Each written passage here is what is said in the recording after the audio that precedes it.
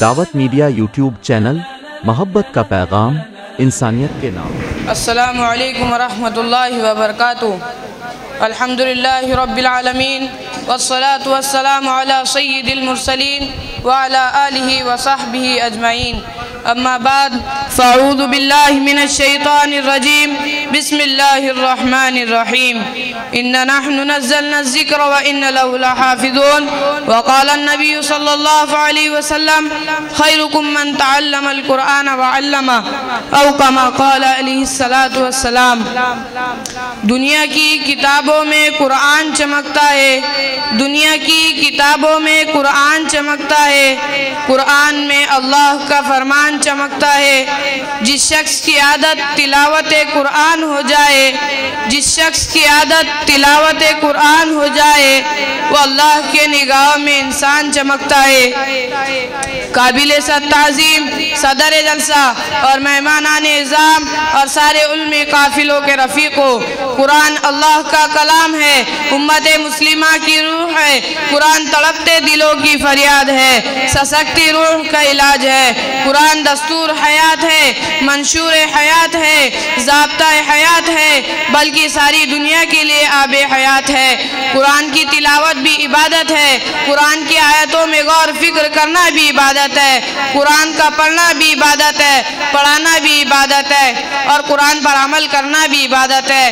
عزیز دوستو، خالق ارض سما نے انسانوں کے رشد و ہدایت کے لیے بہت سی کتابیں اور کئی صحیفوں کو نازل فرمایا، لیکن ایمان سب سے افضل و کامل و اعلیٰ اشرف قرآن مجید ہے، اور یہ دنیا کا اصول و ضابطہ ہے کہ جو چیز جتنی باعظمت ہوتی ہے اس کی ذمہ داریاں بھی اہمیت کے حامل ہوا کرتی ہے، لہٰذا قرآن کے بھی چند حقوق ہیں جو ہم پر عائد ہوتے ہیں۔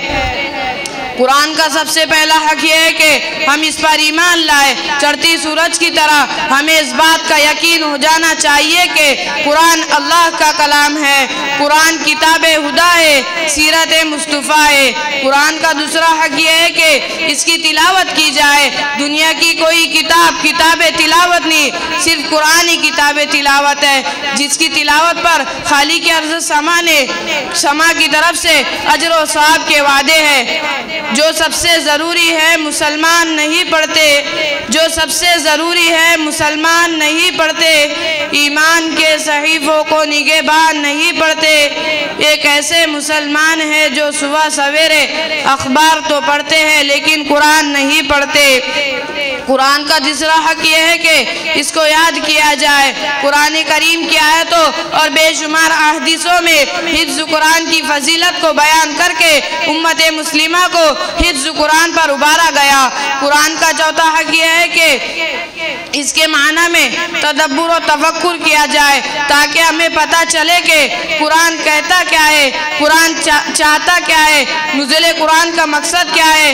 بڑی افسوس کی بات ہے کہ ہم غیروں کے تو کلام کو سمجھتے ہیں، ان کے معنی و مطلب کو یاد کرتے ہیں، لیکن اپنے رب کے کلام کو نہیں سمجھتے۔ میں اس شعر کے ساتھ اپنی تقریر کو ختم کرنا چاہتا ہوں۔ زمانہ آج بھی قرآن ہی سے فیض پائے گا، زمانہ آج بھی قرآن ہی سے فیض پائے گا، چھٹیں گی ظلمت اور سورج جگمگائے گا۔ اللہ ہم سب کو قرآن کے حقوق اور اس کے ادا کرنے اور عمل کرنے کی توفیق عطا فرمائے۔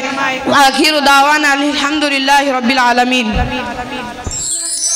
دعوت میڈیا یوٹیوب چینل، محبت کا پیغام، انسانیت کے نام۔